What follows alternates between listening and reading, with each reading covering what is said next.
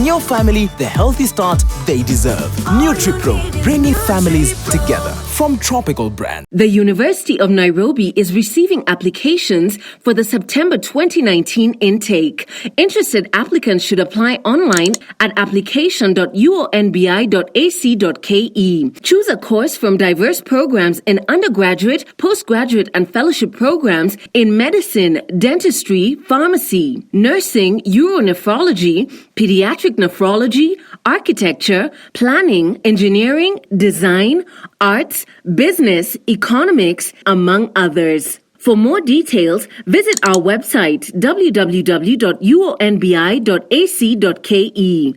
The University of Nairobi, a world-class university committed to scholarly excellence. Hepatitis means inflammation of the liver. About 2.7 million Kenyans have hepatitis B virus, which is spread when blood or bodily fluids from an infected person enters the body of someone else. The virus is 100 times more infectious than HIV and can last for up to 7 days outside the body. Chronic hepatitis can cause liver failure and liver cancer. Get tested, get vaccinated. If infected, get the right treatment.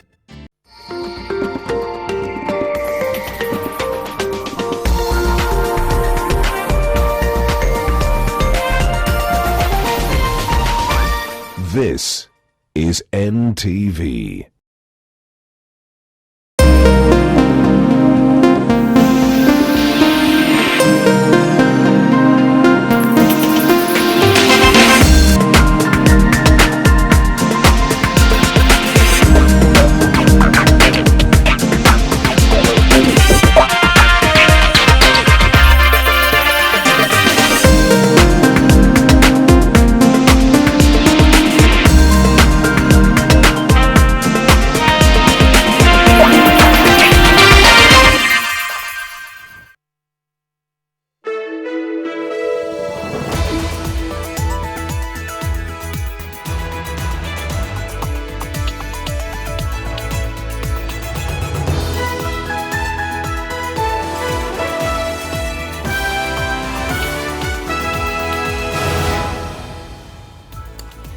Right, tonight, the reemergence of the criminal gangs in the coastal city of Mombasa has sent shockwaves among residents constantly living in the shadow of their brutality. The police are still talking tough as the wave of crimes wash over that coastal city. Also tonight, we host NAT Secretary General Wilson Sosion as he sheds more light on the teachers' pay dispute with their employer. Our wall-to-wall coverage of the day's events begins right now with the highlights. Tonight, the blood-letting gangs of Kisauni. Wakaanza kunidunga, nimedunga huku kwa kidney. Na ukatoroka na kuna mtu alishikwa. The end of this week we'll have brought each one of those young criminals into books. 3 arrested, but are the police unable to tame the gangs? Also tonight, the cash crunch in counties is about to bite harder. The downing of tools will most likely happen from Tuesday. And the devolved units are looking to greater self-reliance. Plus, 200,000 shillings for almost getting to Uganda. EACC summons 41 Siaya MCAs for a trip they never went for but received hefty allowances. And Uganda's Member of Parliament Bobi Wine charged for intending to annoy and ridicule President Museveni. Many more silly charges are being brought up against us.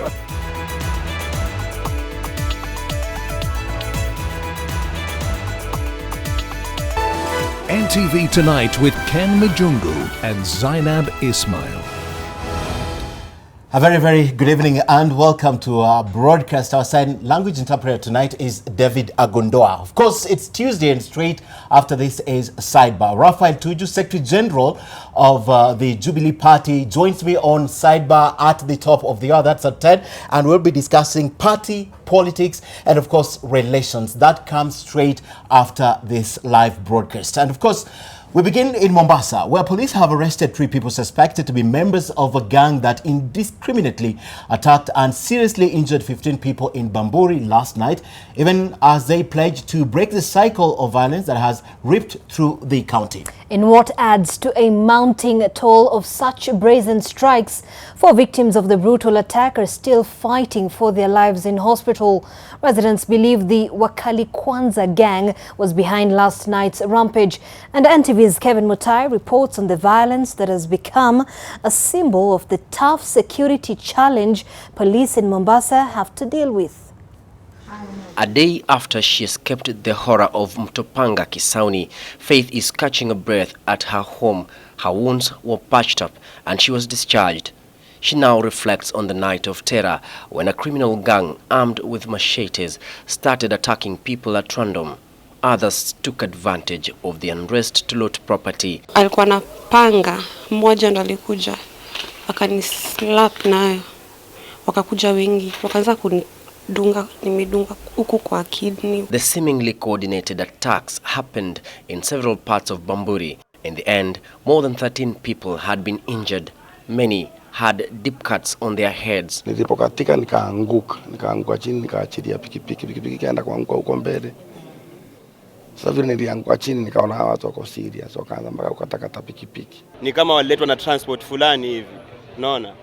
Walikuwa wanaandamana nayo, wanakata, yani walikuwa wana cause threat kwa kila mtu, yani ulikuwa huwezi usimama hapo. For a county that has lived in the shadow of a violence that has baffled even security officers, Monday night's attacks stood out. Mombasa has been living through a massive surge in gang violence, and now the attackers are not afraid to be seen. Police claim drug kingpins have masterminded the attacks, backed by politicians, with the aim of putting more pressure on the police to go easy on the dealers within the region. They also claim land cartels are also financing the criminal gangs in Mombasa and Mtwapa to grab prime parcels of land. But residents say there is something more sinister at play. Ni kitu ambayo ilipangwa kwa sababu ni vijana wanajua mpaka mtaa ndani na wakatoroka na kuna mtu alishikwa.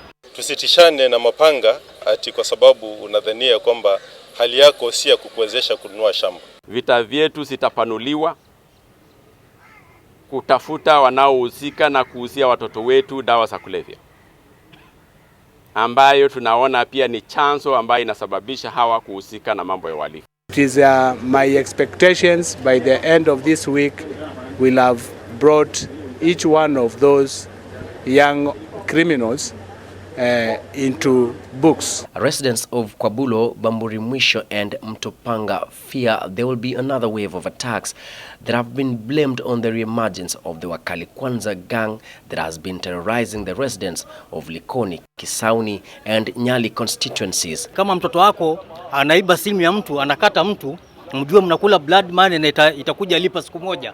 Hakuna pale umeambiwa wewe ukate mtu ndio ishi, hata kama you are jobless. Mtoto wa miaka 16, 17, 18 hakuna kazi anatafuta pale, ni mtoto yuko under parental care. Kevin Mutai, NTV, Mombasa. Shirikiane hao watoto. Right, this is a story that you'd really want to see an end to it, not the back and forth. And obviously, as you have heard there from the Inspector General Police, they have promised that there'll be more boots on the ground to help dealing with this soaring crime in the coastal city. And our reporter Kevin Mutai has been on this story and now joins us live from Bamburi. Kevin, what headache are the police having to deal with this, especially now that schools are closed for the holidays?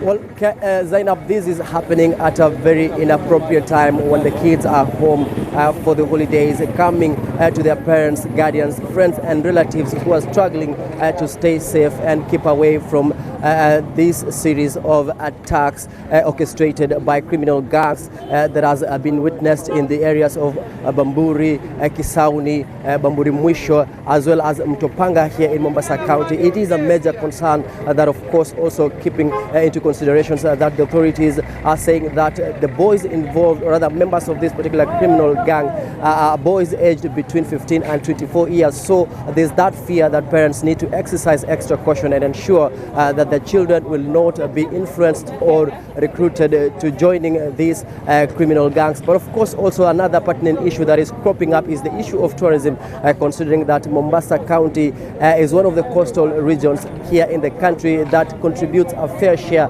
of the tourism prospects of the country, and of course considering that tourism is a sector that largely contributes to the country's economy. But all of those are pointing out to the need of the authorities to ensure that they up their game and ensure that all the perpetrators involved in launching these attacks against residents, maiming innocent residents of this region, to ensure that all of them who are involved will be arrested and prosecuted. Ken.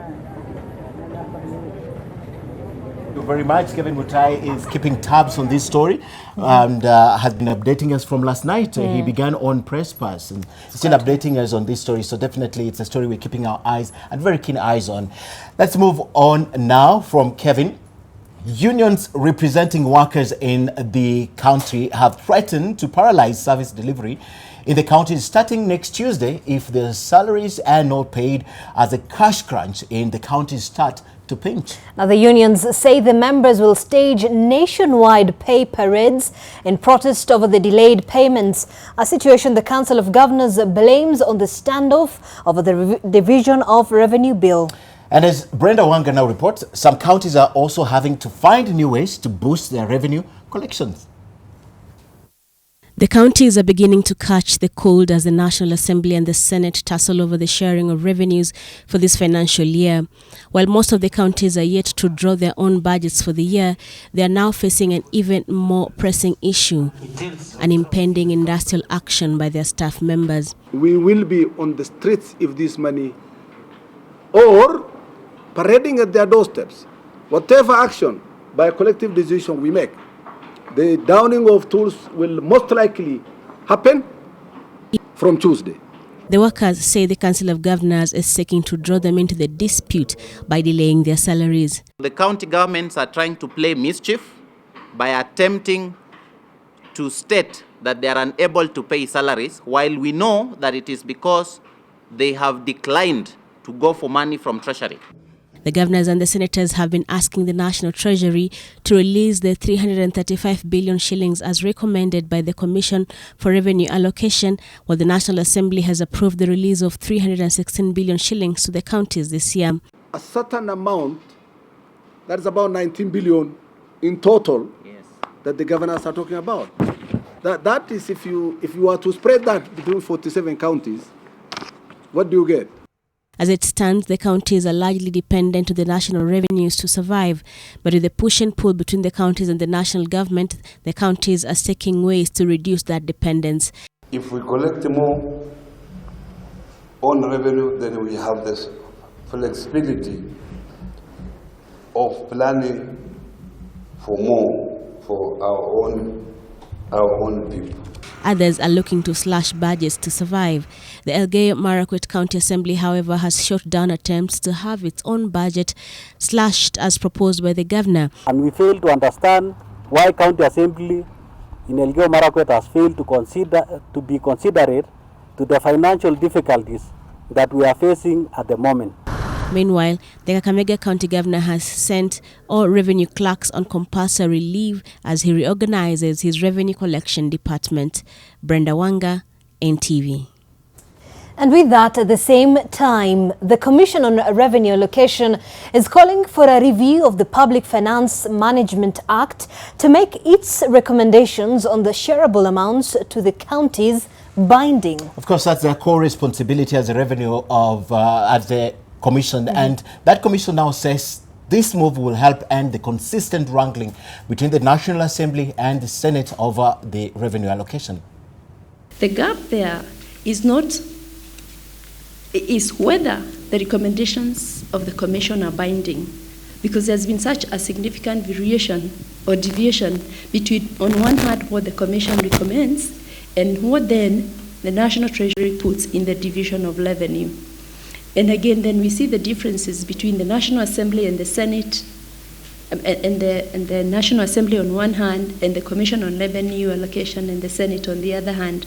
So year on year, we've seen such deviations. And as the counties are pinching pennies with not enough to pay salaries for their workers, members of the Siaya County Assembly are wasting them. 41 members of the County Assembly have been summoned by the Ethics and Anti-Corruption officers starting next Monday over claims that they received allowances to travel to Uganda, but they never took the trip. Well, the EACC is looking into claims they only traveled to the border, had their passports stamped and came back. Each of them received 200,000 shillings as per diem. NTV's Kennedy Mureithi with the details. The summons from the Ethics and Anti-Corruption Commission are a culmination of inquiries the body has been making into reports that members of the Siaya County Assembly dipped their hands in the public coffers and reaped where they had not sowed. According to a letter addressed to the Assembly's clerk, the MCAs are supposed to appear before the Kisumu EACC offices on diverse dates to answer to specific queries about a trip to Uganda that never really was.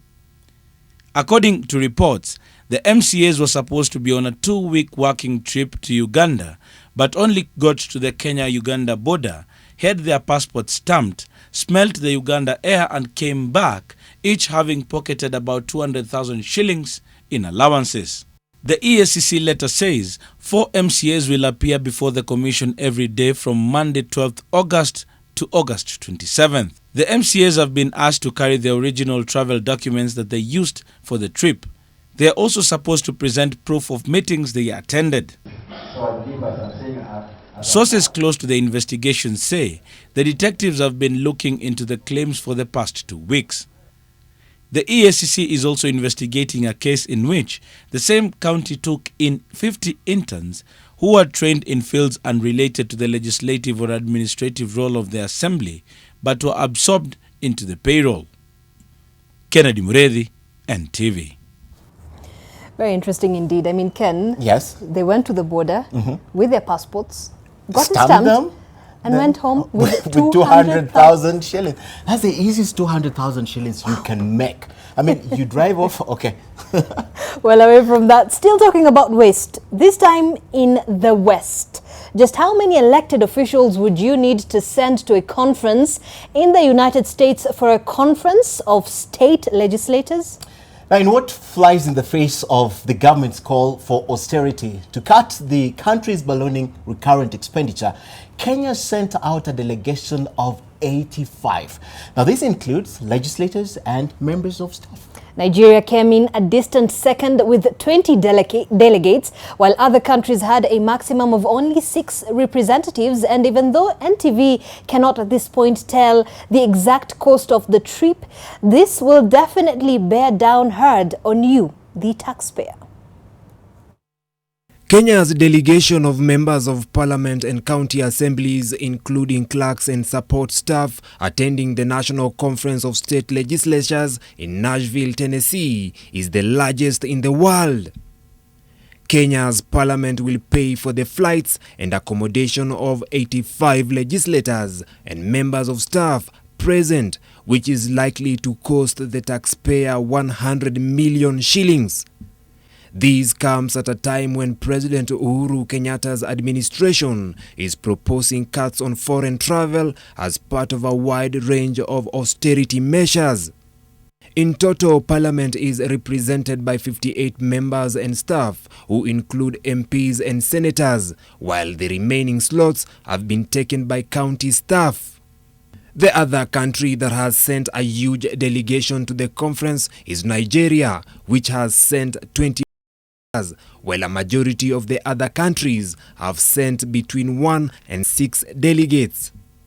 Both the speakers of the National Assembly and the Senate are leading the Kenyan delegation. Mr. Speaker, now according to the Commission on Revenue Allocation, speakers of parliament are paid about 75,000 shillings daily in allowance, while members of parliament pocket 65,000 shillings.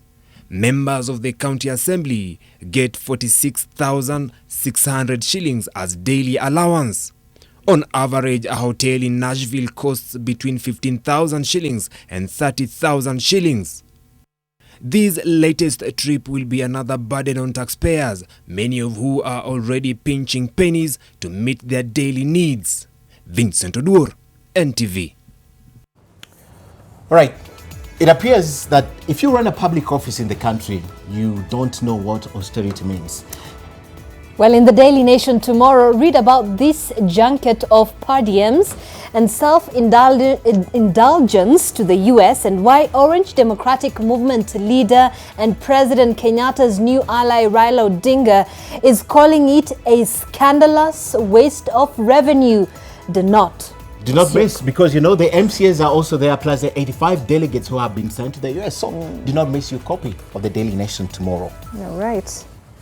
And away from that, and as elected representatives continue to chew on your taxes, let's turn our attention to real food. And signs that the country will be afflicted by cancer were perhaps pointed out almost a decade ago, if warnings by the former director of the Kenya Bureau of Standards, the late Dr. Kyoko Mangeli, are any measure.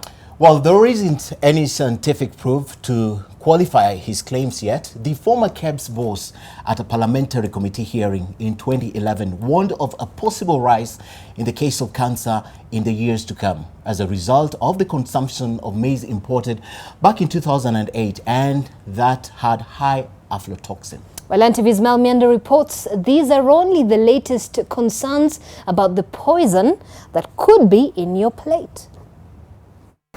I'm more than 100% sure that it affects people and that within the next 10 to 15 years, we will also have serious cases of cancer. This is what former managing director of the Kenya Bureau of Standards told Parliament in 2011, an admission that has had a number of Kenyans on edge. The late Mangeli was being questioned by a parliamentary committee over a consignment of 5 million bags of maize suspected to contain aflatoxin that was released into the market in 2008.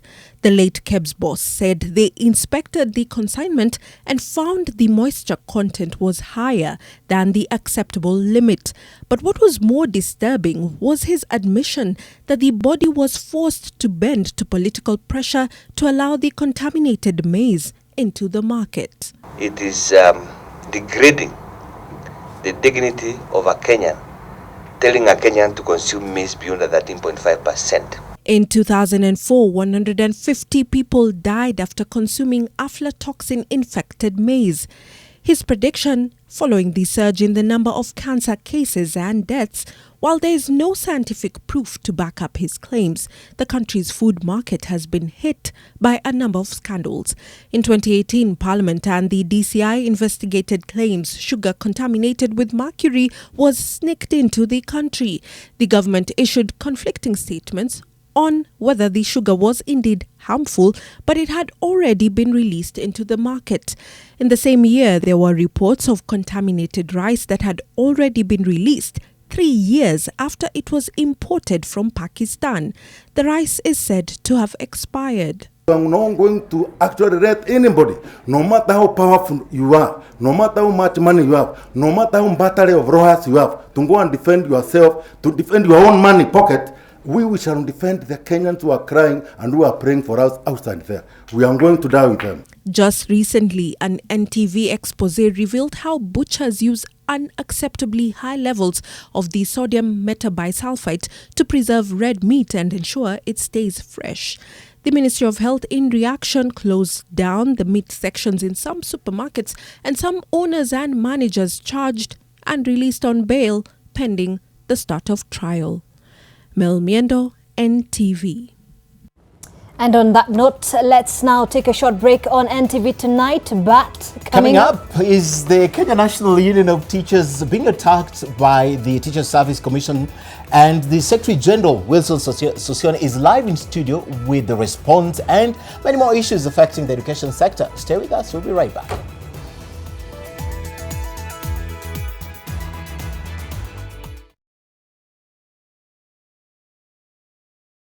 Rough and tough quality textured coating gives your walls a tough and beautiful finish. Available in over 6,000 shades. it hides surface imperfections. Call us on 0709 887 000 to place your order. Crown. If you like it, crown it.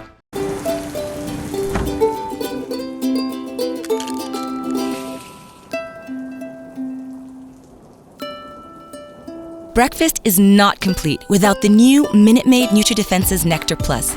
Complete the most important meal of the day with the goodness of great tasting juice fortified with vitamin E and zinc to complement your family's nutritional needs. Minute Maid NutriDefense's Nectar Plus. Breakfast complete. Once again, we are at it together. We are absolutely everywhere and we love it. This is what makes us tick. This is what makes our heart beat. It is always on the edge. It is always football time. Get an HD decoder, dish kit, plus 2 months of DSTV Family for only 4,999 shillings. This is MotoHub, ultimately Kenya's finest car dealer company. Our cars are carefully sourced and selected, backed up with excellent skilled personnel. Our aim is to ensure value for your money as well as peace of mind.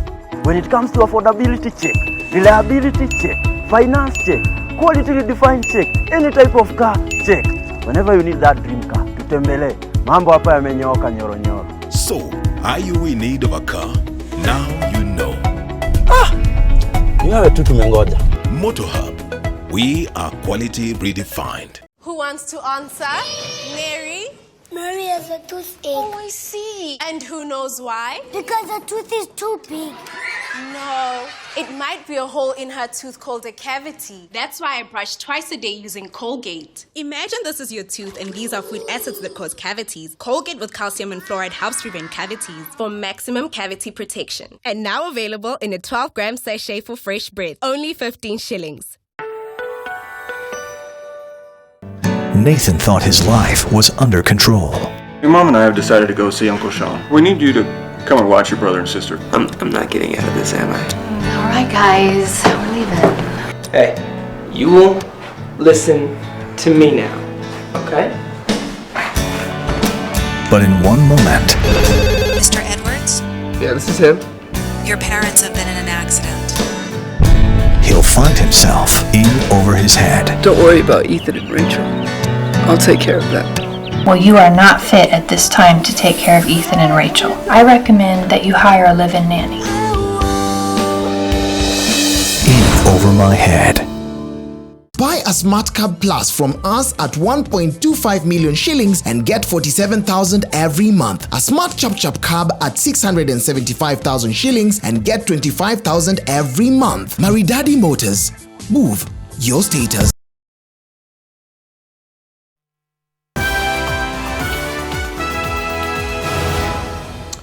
Right, welcome back, and our sign language interpreter is still David Agondoa. Let's cross the borders briefly, and Ugandan pop star turned presidential aspirant Bobi Wine has been charged with annoying the president. Well, the charges stem from a 2018 incident where Wine, an opposition member of parliament, and his associates were accused of hurling stones at President Yoweri Museveni's convoy during an election rally. If Bobby is convicted, he just last week announced his bid for the highest office in Uganda. He faces life imprisonment. Incitement of violence. In addition to the treason charges already facing Chadondo East MP Robert Kyagulanyi Sentamu, aka Bobi Wine, he and 36 other people are now charged with intending to, among other things, annoy, alarm or ridicule the president and are to be tried before the Gulu High Court. In an amended charge sheet presented before the Gulu Chief Magistrates Court by State Attorney Patrick Omia, Bobi Wine and co-suspects now have fresh counts including incitement to violence, disobedience of lawful orders causing obstruction of traffic flow, failure to give right of way to the president's motorcade, and going armed in public.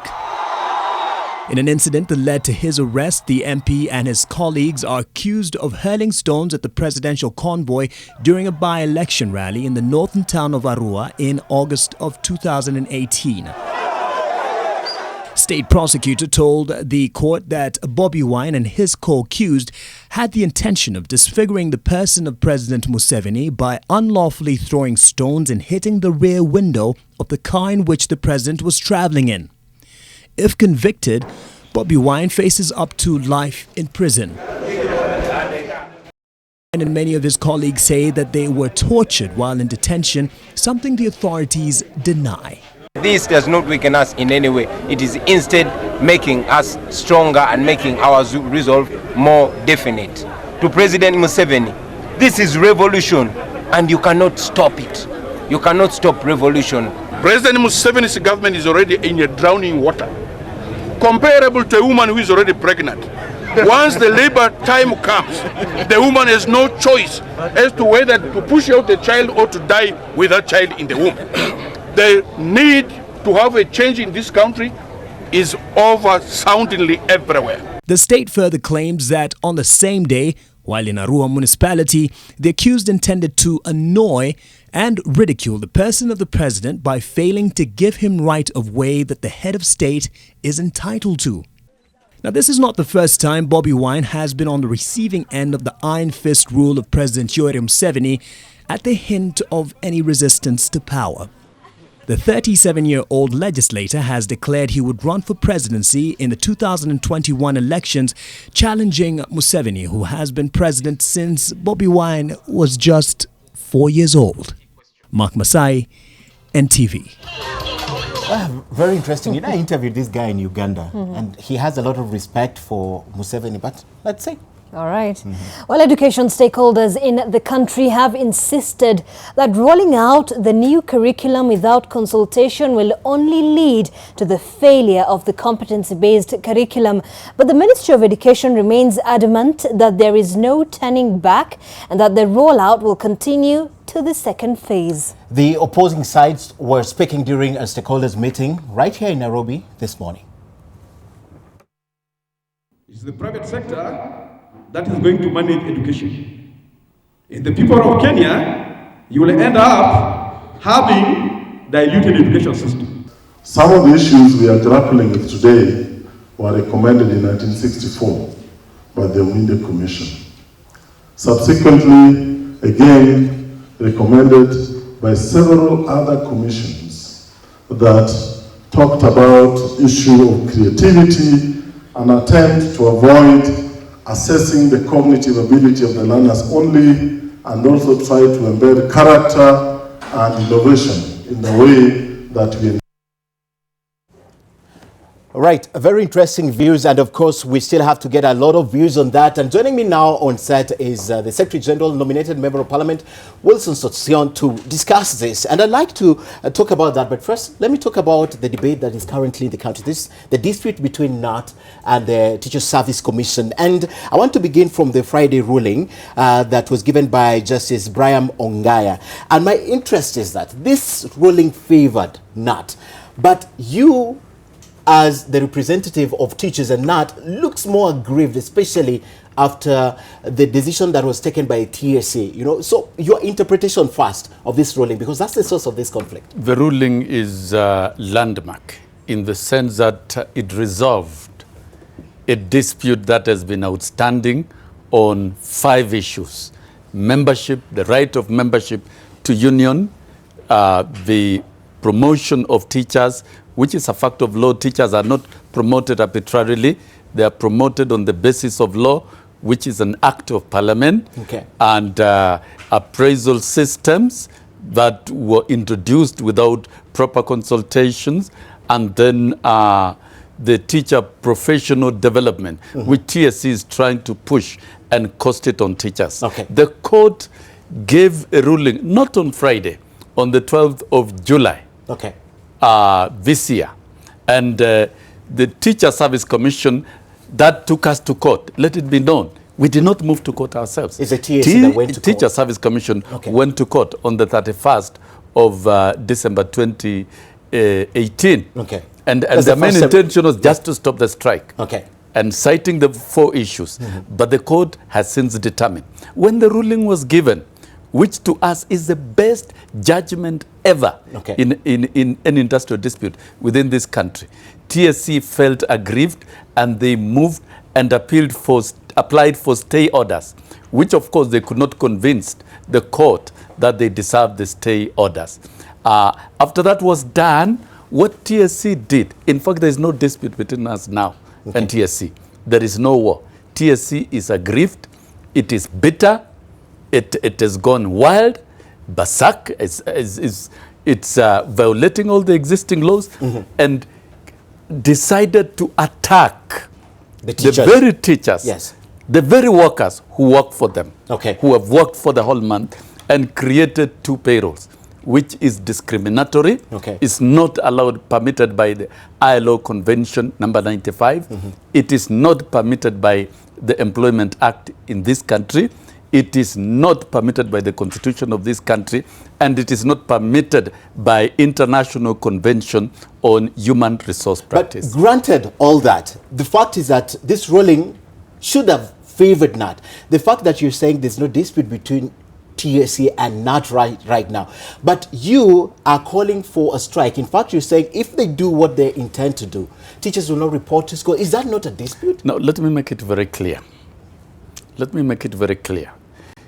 We intended to strike in January 2019. 2019. Okay. The court took over the matter. It has determined. The judgment has not been vacated.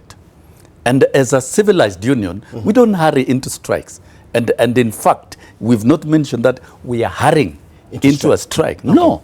A responsible union must avoid it as much as possible. And that is why, in our considered opinion, and this Kenyans should know, we have asked Teacher Service Commission to convene a meeting so that we can discuss the judgment and how to implement the judgment. And it is wrong for TSC to vent their frustrations by slashing worker salaries and purporting to sabotage the union. That cannot work. That cannot work. Same Teacher Service Commission, I'd like to talk about your allied deregistration and the fact that the court actually upheld that. What is the status of this? That is absolute nonsense by the employer. One, an employer cannot choose a leader for trade union movement. It cannot. It is not that's what they're trying to do by its work. This is what they're trying to do? Weaken, yes. The whole script, even of slashing salaries, is to embarrass the union. All this is about messing up with the current setup of the union, because definitely we are one of the strongest unions all over the world in terms of agitation and representing members. Leaders of the union are elected by their members, and the register of elected leaders is kept by the registrar of trade unions.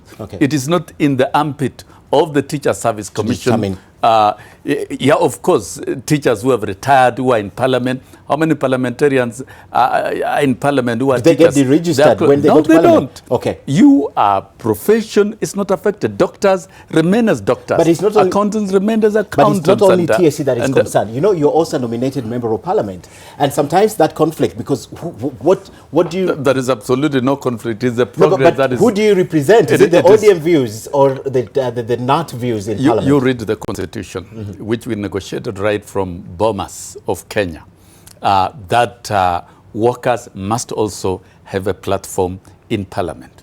Read the Constitution 97(4), that members of parliament who are nominated, the political parties should also allocate slots to trade union movement. And we are not afraid and we are not ashamed. We were invited by the Orange Democratic Movement. It's a public I remember that.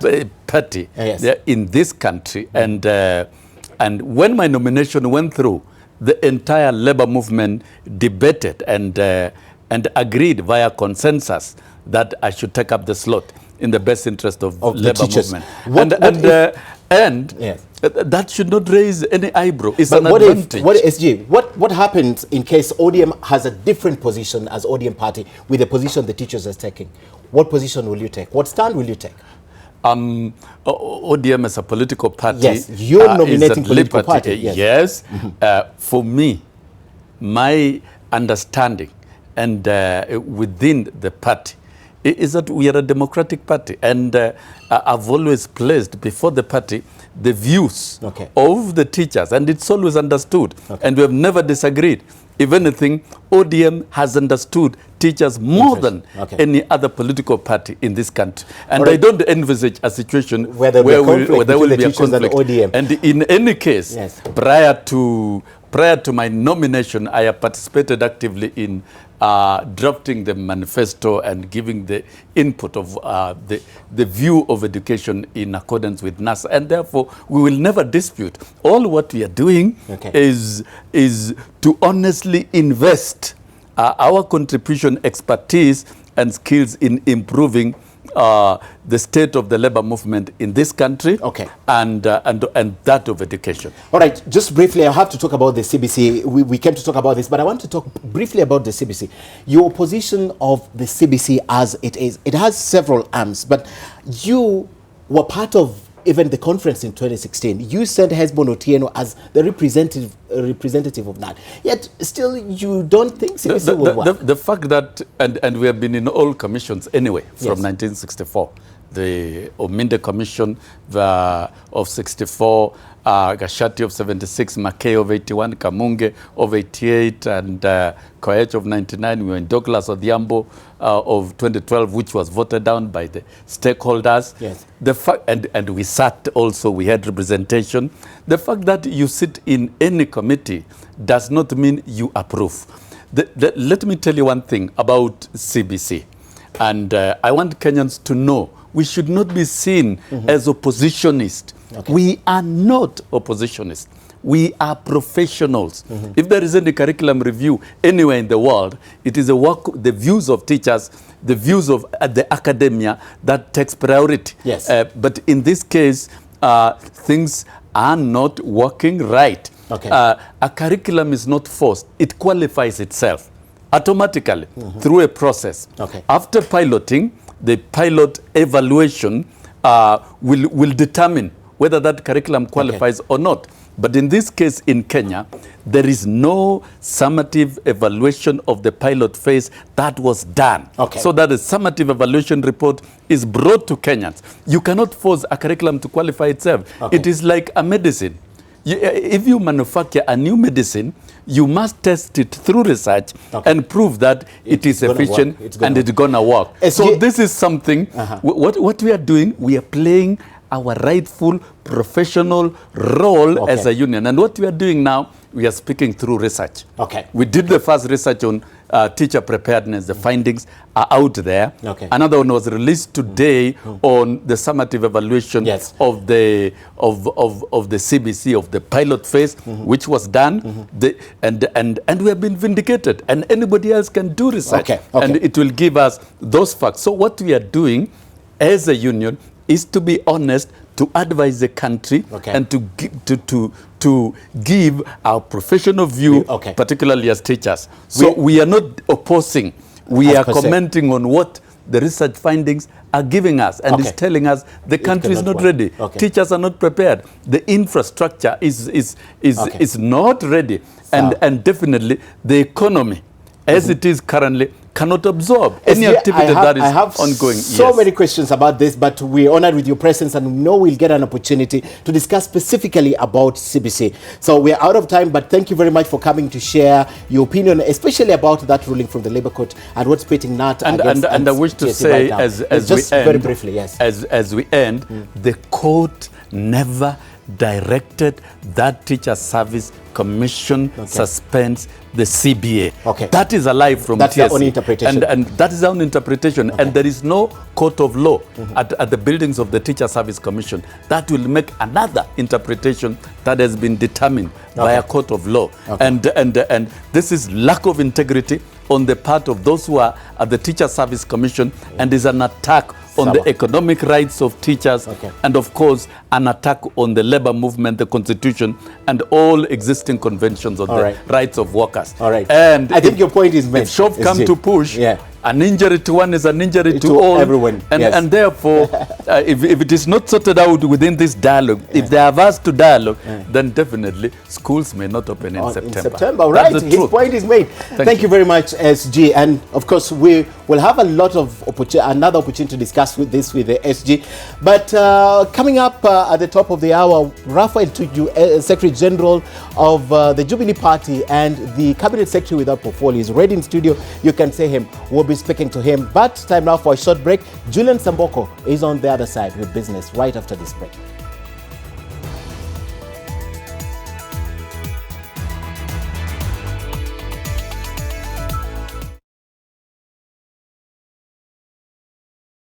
School of Business, University of Nairobi, globally recognized and offering internationally accredited programs, invites applications for the September 2019 intake in the following postgraduate and undergraduate programs: Master in Business Administration, Master of Science in Marketing, Human Resources Management, Entrepreneurship and Innovations Management, Finance, Supply Chain Management, Operations and Technology Management, Bachelor of Commerce, Bachelor Commerce Distance Learning, Bachelor of Science in Finance, Accounting, Operations and Supply Chain Management. Programs are offered in Mombasa and Kisumu campuses and selected programs at the Eldoret Learning Center. Apply online through application.uonbi.ac.ke and be the first to secure admission at the most prestigious university in Sub-Saharan Africa. The University of Nairobi is a world-class university committed to scholarly excellence.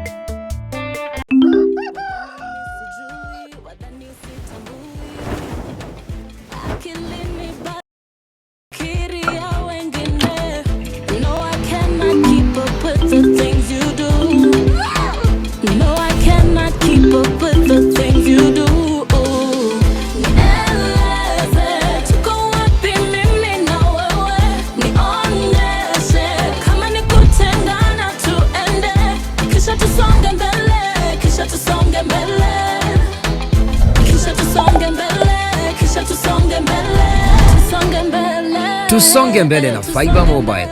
Get a fiber SIM card today and enjoy Tusonge Mbele bundles at affordable prices.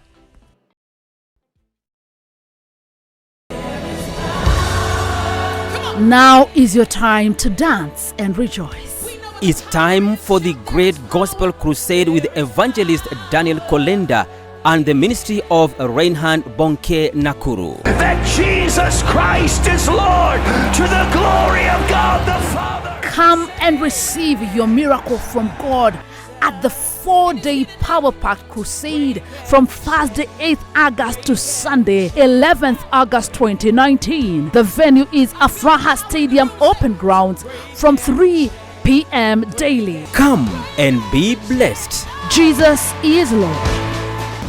I told you to kick it more to the left. No, kick it higher. No, to the left. Come on, guys, stop it.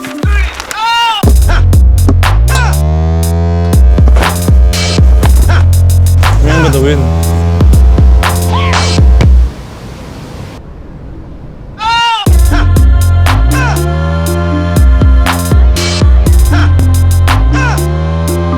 OneXBet, African betting partner of Tottenham Hotspur. Making my family some nutritious porridge is a painstaking process. First, I have to find all the ingredients needed, and there are many. For vitamins, proteins, and minerals, I need cassava, sorghum, millet. You no longer need to go through all that to make nutritious porridge.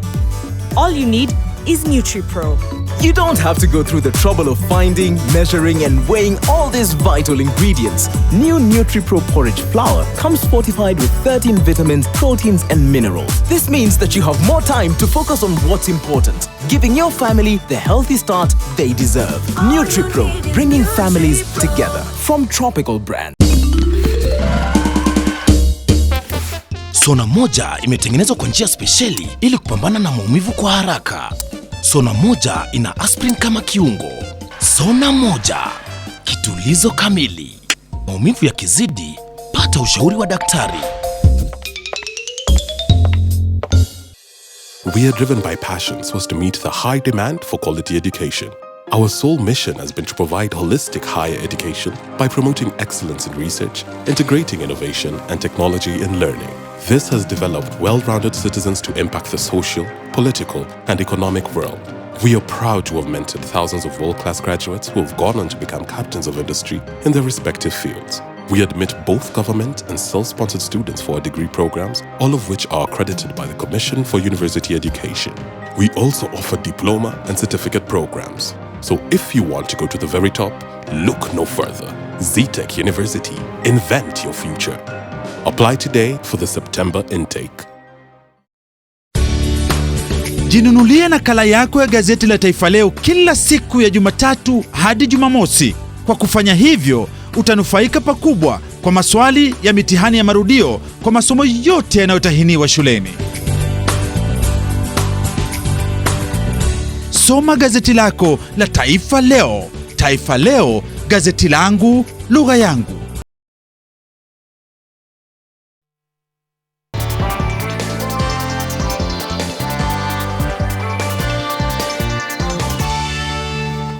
It is time to get down to business. Welcome, I am Julian Amboko. Now, coffee farmers have earned an estimated 1.7 billion shillings at the Nairobi coffee auction today after the price of a 50-kilogram bag improved slightly at yesterday's sale to close at 10,300 shillings. This is compared to the 10,100 shillings that the commodity fetched at last week's auction. A little under 870,000 bags of coffee were offered for sale. The auction has attributed the improvement in price to good quality of beans being presented for sale. The prices of coffee at the local market this week seemed unaffected by the dropping prices on the international market, which dropped from 102.3 cents per pound to 98 cents per pound. And the Ministry of Agriculture has re-advertised the positions of the board members of the Agriculture and Food Authority, AFA, in a move that is set to reboot the operations of the regulator. This is because most of the departmental heads have been operating in acting capacity for over 5 years. In a public notice, the Principal Secretary in the Ministry of Agriculture called for farmer organizations in the tea, horticulture, coffee, sugar, fiber crops and food crops to nominate 3 persons in each sector to sit on the board. Currently, 9 heads of directorates, including the Director General of AFA, have been holding office in interim capacity as lack of a substantive board prevented their interviews and confirmation. The 8 people who joined the regulatory body of the agriculture industry are required to be members of an organization with a national outlook that has been in existence for at least 3 years.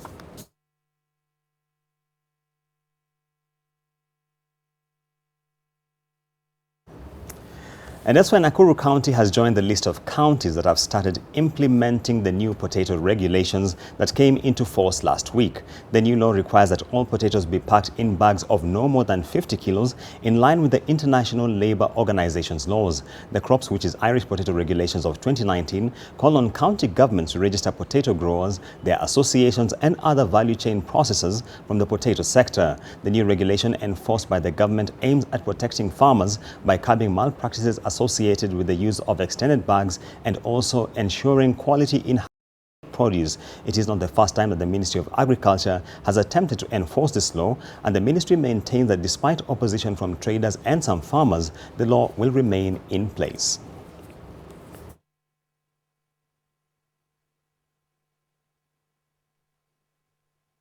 Tuachiwe hiyo gunia ya kilo 90, 110, kwa sababu hiyo ndio ilikuwa inatusaidia sisi kama wakulima. Kwa sababu nikinunua 1,300, hata nikitoa 200 ya mkulima, bado ninaona nimebakia na fertilizer na dawa na mwenye alipalilia. Kwa hivyo sasa serikali ituachie na tuwe na soko huru. And a number of members of parliament from the Coast region have expressed their opposition to the directive by the Kenyan Revenue Authority and the Kenya Ports Authority to have all imported cargo destined for Nairobi and beyond transported through the standard gauge railway. They say they will take the matter to the National Assembly with a view to reverse the directive. According to the MPs, the directive, which is meant to take effect tomorrow, will have adverse repercussions on the coastal economy. SGR imefanya tauni yetu hii ya Mombasa na coast mzima kwa jumla kuonekana kama ambaye ni ghost town, na ikiendelea kuwa namna hii ni hali ambayo itaweza kufunga wafanyabiashara wetu wengi ambao wanafanya biashara. Let us be informed as the public the repercussions which are going to be after. Because this is a move that we may think that it may not have repercussions, but if you don't watch out, we will feel the repercussion. That is why we have said as members of parliament, we stay vigilant and we'll stand up to our tasks, whatever the case. This is something that has not come to parliament. Yes. It is actually us who are now going to take it to the National Assembly. This is through Parliament. I'm going to be raising a question. We're going to be discussing with my colleagues. So it is going to now be dependent on the relevant committee to be able to do this. And just about a week after the East African Breweries Limited reported its return to profit growth and unveiled plans to retrench at least 100 workers, its parent company has announced plans to make investments which could ease the cost of energy borne by the company. Diageo plans to pump 22 billion shillings into the 3 East African markets of Kenya, Tanzania and Uganda to make investments in revamping its energy infrastructure. In Kenya and Uganda, the multinational is set to replace the heavy oil fuel with biomass, a move that could help address the 20.3 billion shillings total cost incurred by EABL in the 12 months which ended in June 2019. The investment is also expected to see solar energy account for at least 10% of each brewery's demand for energy. The EABL share price closed Tuesday's trade at 202 shillings, posting a 15.6% gain since the start of 2019.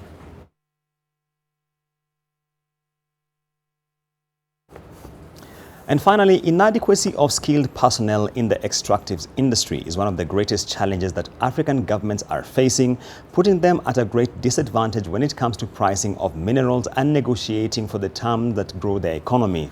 To address these challenges and skills gap, the East African Development Bank is training public and private sector officials on how to fully take control of their extractive sectors. Historical East Africa's natural resources wealth has not always benefited the region, and also globally, natural resource wealth tends to accrue to a small minority, which exacerbates income inequality, and the profits are rarely invested in the host country from where the natural resources were derived. Value can only be realized when you have good agreements. Historically, Africa in general hasn't done well on this front. Learning never stops. There are new dynamics, the resources are shrinking, the populations are growing, which means the more value you get out of your resources, the better. And maybe we should be thinking about an extractive cluster. You know, as we think about our ministries and our PSS, the way we are organized, we can think about the extractive cluster. We sit together. And up next, we have the financial report. NTV Financial Report in association with the University of Nairobi.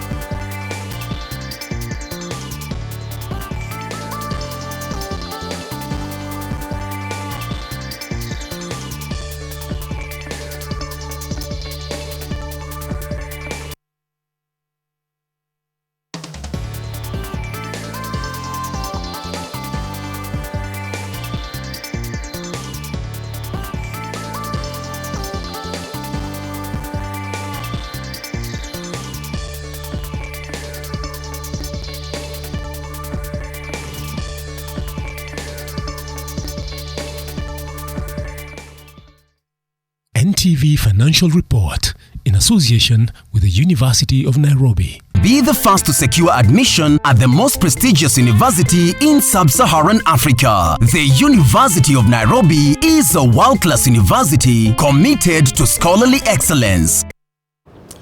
And that's it from the business desk, but coming up,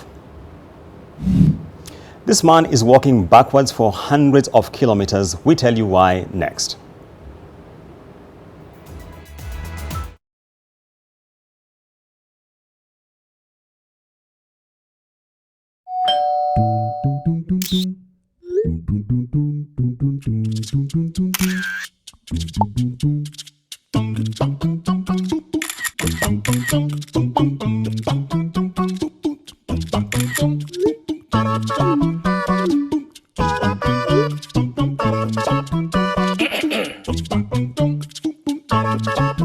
Join Telkom today and share life on our expanded 4G network. Telkom, moving with you.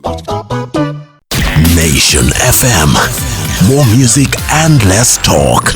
Nairobi 96.3, Mombasa 101.5, Meru 93.9, Nyeri 104.9, Eldoret 102.7, and Nakuru on 97.7.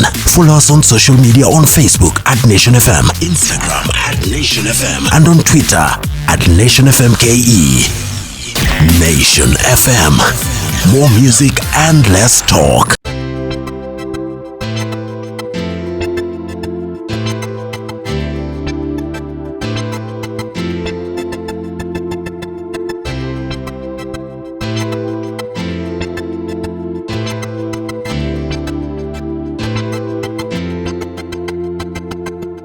Get tested, get vaccinated, and if infected, get the right treatment. For more information, visit www.kickthevirus.com.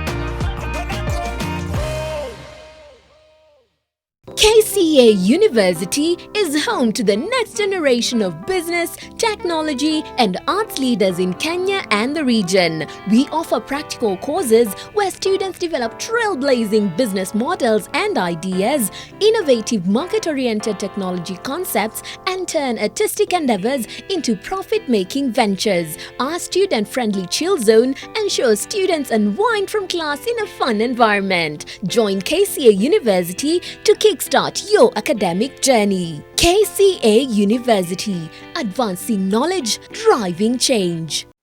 The Ministry of Public Service, Youth and Gender is hosting the 2019 National Youth Week from 6th August 2019, which will culminate with the commemoration of the International Youth Day on 12th August 2019 at Matunga, Kwale County. The theme of International Youth Day 2019, Transforming Education, will highlight the Kenyan government's efforts in ensuring that education is more inclusive, accessible, and that it is fit for purpose for all youth. The ministry will also launch 12 youth empowerment centers across the country to provide sports, guidance and counseling, and ICT services. The ministry invites all youth to participate in the activities that are being carried out across the country during this week through their county offices. International Youth Day 2019. Boresha elimu, wezesha vijana.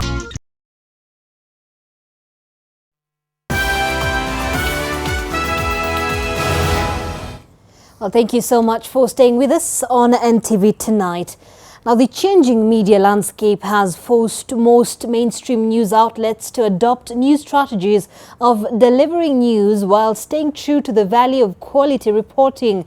Nation Media Group and partners have developed a curriculum to train young reporters by bridging the gap between theory and the practice against the backdrop of contemporary issues in the industry. Helen Aura has more. The advent of digital media has been hailed as revolutionary in the practice of journalism, but with it came new, serious challenges. There's a lot of kanjanjas around. We in Tanzania, we call them kanjanjas. The fake journalists around. There are very many. Yeah? And the temptation of being like them, it's serious. Let's hold ourselves to the commitment to write to be read, to write to be understood, and to write to entertain. Mainstream journalists have been called upon to stay true to quality reporting, even as they adopt positive emerging trends. Our audiences are changing in ways that many times we don't understand, and therefore we have the challenge of learning new skills and new attitudes to keep up with that audience and with that technology. The job is involving, the job is demanding, but at the same time, the job is rewarding and the job is enriching. The issues were discussed during the launch of Nation Media Group's Media Lab, a training program for trainee reporters from Kenya, Uganda, and Tanzania. We're hoping to see practical and hands-on training, especially in the changing nature of the market. I come from a country where journalism for women is one of the things that you really have to struggle hard to be seen. The 2019 class has 9 female and 6 male graduates who will be deployed to the Nation Media Group platforms in their countries. Helen Aura, NTV. All right, and away from that to other stories making headlines beyond our borders. An Indonesian man is walking 700 kilometers from his home to the country's capital, Jakarta, in the hope of drawing attention on the shrinking forests. But he's doing it differently by walking backwards.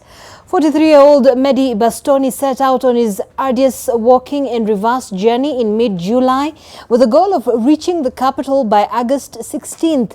Bastoni walks 20 to 30 kilometers backwards every day under the scorching sun with a rear view mirror attached to his backpack to avoid bumping into objects. He says walking backwards is symbolic for Indonesians to reflect on how national heroes fought for the good of the country. Upon arrival, Bastoni hopes to meet President Joko Widodo to highlight deforestation in the country. Well, that is quite an inspiration there. Well, we're going to take a short break here, but when we come back, sports news is up next.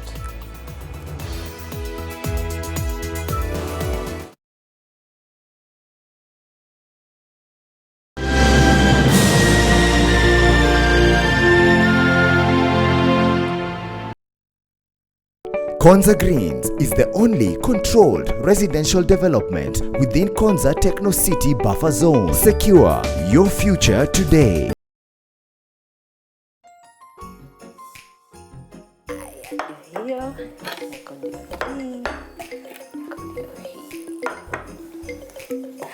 Can I buy a chocolate, please? It's for my mom.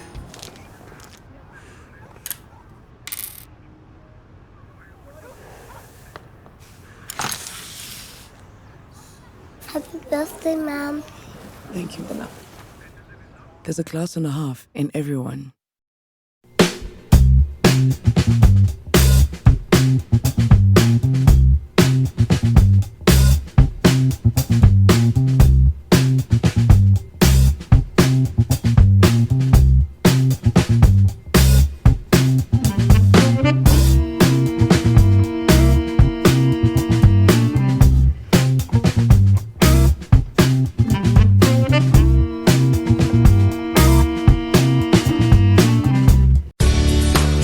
Jinunulie nakala yako ya gazeti la Taifa Leo kila siku ya Jumatatu hadi Jumamosi. Kwa kufanya hivyo, utanufaika pakubwa kwa maswali ya mitihani ya marudio kwa masomo yote yanayotahiniwa shuleni. Soma gazeti lako la Taifa Leo. Taifa Leo, gazeti langu, lugha yangu. Nathan thought his life was under control. Your mom and I have decided to go see Uncle Sean. We need you to come and watch your brother and sister. I'm not getting out of this, am I? All right, guys, we're leaving. Hey, you will listen to me now, okay? But in one moment... Mr. Edwards? Yeah, this is him. Your parents have been in an accident. He'll find himself in over his head. Don't worry about Ethan and Rachel. I'll take care of that. Well, you are not fit at this time to take care of Ethan and Rachel. I recommend that you hire a live-in nanny. In over my head. Buy a Smart Card Plus from us at 1.25 million shillings and get 47,000 every month. A Smart Chop Chop Cab at 675,000 shillings and get 25,000 every month. Maridadi Motors. Move your status.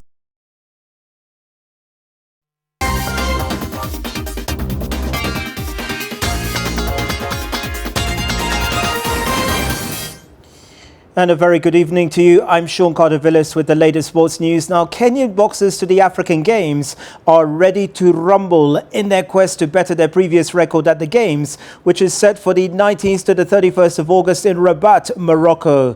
Brian O'Toole followed the team that's been in residential training at the Kasarani Stadium on the road to Morocco, and he has the details. Hard at training, Kenya's hit squad to the Africa Games are honing their skills, ready to take on the continent for honors in the ring. The squad of 8 male and 4 female pugilists include flyweight Shafi Bakari of Kenya Police, who won a bronze medal in the 2017 Africa Championship in Congo-Brazzaville, and veteran boxer featherweight Nick Okoth, a gold medalist in the same tournament. Tunaangalia movement, which is part of defense, na scoring.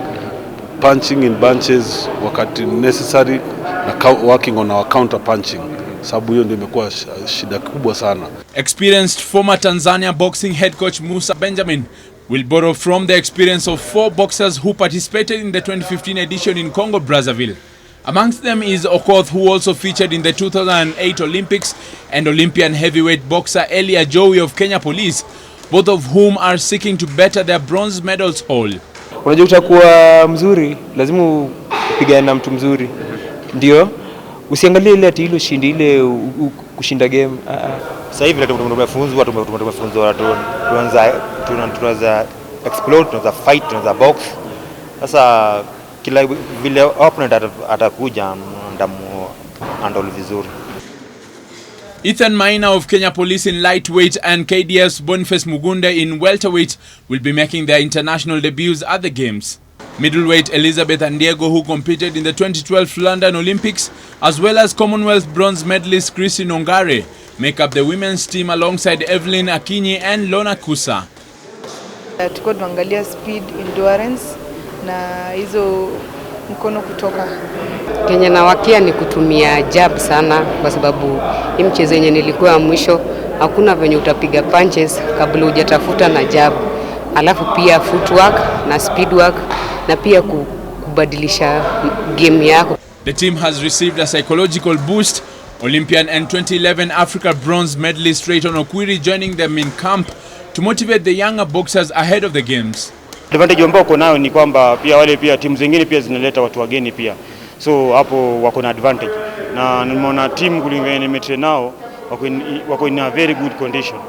Kenya's best ever boxing record of 8 gold medals was set during the 1987 All-Africa Games when Kenya hosted the Games in Kasarani Stadium.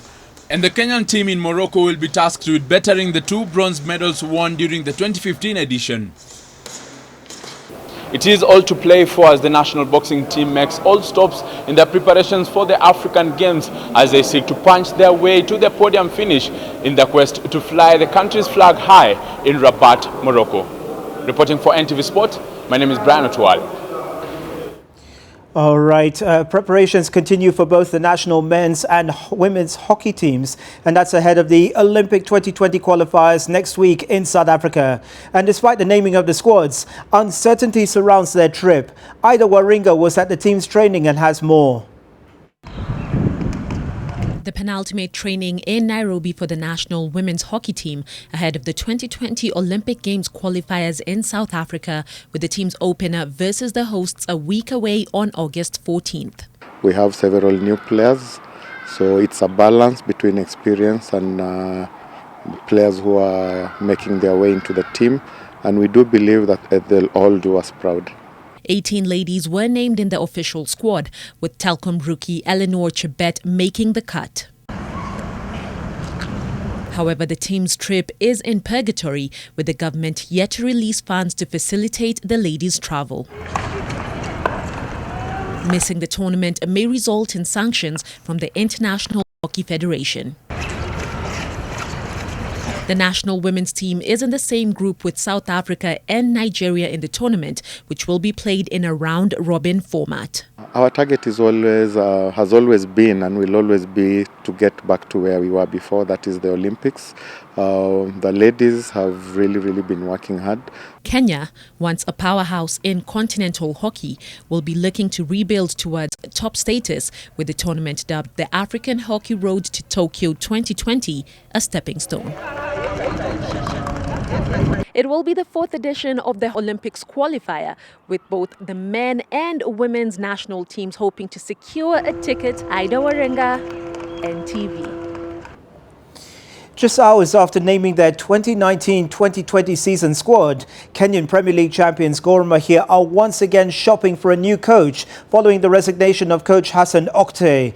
Meanwhile, a revamped Sony Sugar FC side has signed a partnership deal with a Hong Kong-based company to fund their squad.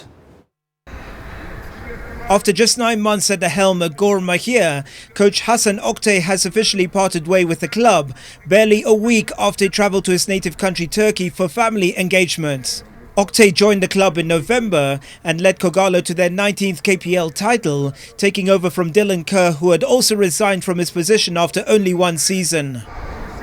This development comes when Kogalo are preparing to play Aigle Noir in the CAF Champions League preliminary round on Sunday before hosting the Burundian champions in a fortnight. A squad of 25 players has been submitted to the Confederation of African Football, which includes new signing Francis Afriye, along with goalkeeper David Robert Mapigano, former Nairobi Steamer winger Curtis Wakesa, Tanzanian forward Dixon Ambundo and defender Maurice Ojwang. The winner of the two-legged tie will face the victor of the clash between cash-strapped USM Alger of Algeria and Sonidep of Niger. Meanwhile, Bandari will host Sudanese side Al Ahly Sunday in the first leg of their CAF Confederations Cup preliminary round. In Awendo, Kenyan Premier League side Sony Sugar has appointed former Harambee Stars assistant boss James Nandwa as their head coach ahead of the new season.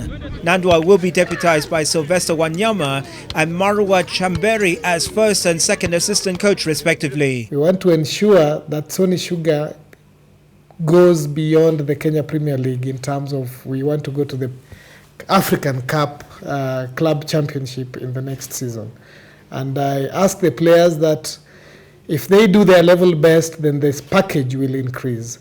This as the team has signed a long-term partnership with Hong Kong-based company Quan Dragon to the tune of 2.85 million shillings to support the squad this coming season. We are actually happy to work with Sony Sugar for this championship.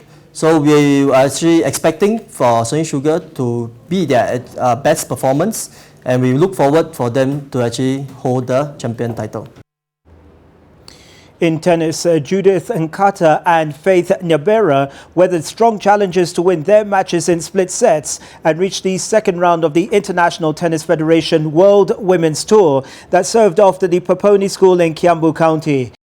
Rallied from one set down to stop Gabonese Manuela Maria Lisa Nyonda 5-7, 6-2, 6-3, while Nyabera withstood a stormy second set to edge out Gauda Vibhasri from India 6-1, 3-6, 6-3 and advance. Nkata is set to meet the winner between the fourth seed Lexi Stevens from the Netherlands and India's Prasad Manju in the second round. Nyabera on her part will meet Serbian Navina Sokovic in the second round. In other matches, top-seeded Mahak Jain from India bundled up Paulina Jastrzębska from Poland to reach the second round alongside Sariaka Radilov from France, who beat India's Niditra Rajmohan. Former England captain Wayne Rooney will join Championship club Derby County as a player coach in January, and that's from the MLS side DC United. The 33-year-old forward, who's Manchester United and England's all-time record goal scorer, will join the Rams on an initial 18-month contract, despite having more than 2 seasons left on his deal with DC United. In Dubai. When it comes to business, we crunch the numbers and unpack the detail with the latest information for your investment decision. It's time to say goodbye to this note and karibu to this note. In order for the manufacturing sector to be elevated from the ground. Despite the government's promise to create at least 1.3 million jobs. Moves you fast past the planes and trucks to bring you the triumphs and joys of our great men and women. Moving stories that touch our hearts. I didn't know that I could go back to school. The Back to School program has brought hope to these young mothers. NTV News. News that moves you. Night, Liverpool in action on Friday as the Premier League finally gets underway. That's the latest sports for now. Have a good evening.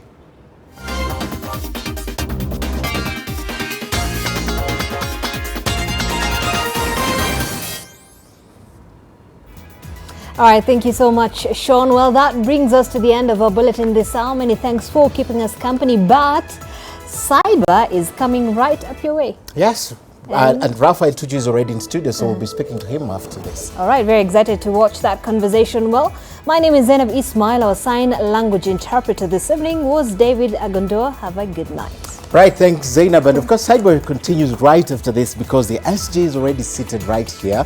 We've taken a little time today on NTV Tonight, but right after this break, we're asking the question to Raphael Tuju, and we're talking about politics, we're talking about the party and the relations he has with the Deputy President. And we're also asking the question about his relationship with the former Prime Minister and if he wants to run for governor. Stay here, stick around, we'll be right back.